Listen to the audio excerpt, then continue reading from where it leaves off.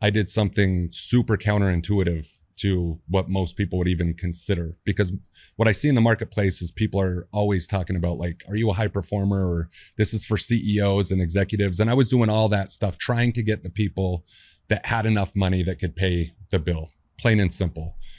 And I thought to myself, I'm like, what's an amount of money that someone would have to make that would make it possible for them to consider this, so that I'm not getting people on the sales call and at the end of the day they're like, this sounds great, but I have no money. Mm-hmm. And I realized this because I had about 3 sales guys at the time, and I'm like, I'm gonna get back on the phones because I gotta see who we're talking to.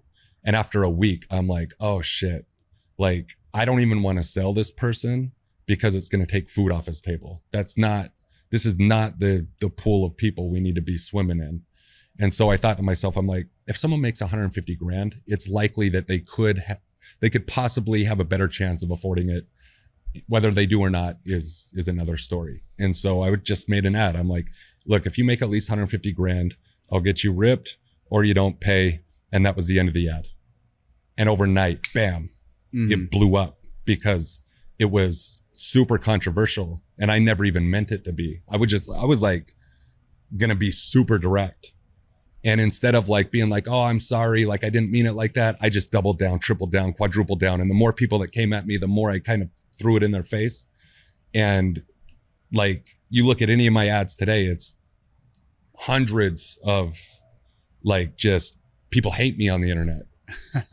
But our lead flow is so good. Yeah. You know, our lead flow. And if I could do it another way and be more likable, I'd probably choose that path. But it's like, it's just not the game. It's what works. So it's you gotta not double the down. game. And it's like, now I'm kind of known as this guy who, did this thing. And obviously a lot of things had to go on in the background of scale and, making the product better and all that stuff. But that was the breakthrough from about 300K to over $1 million a month. Right. That one marketing message got us swimming into the.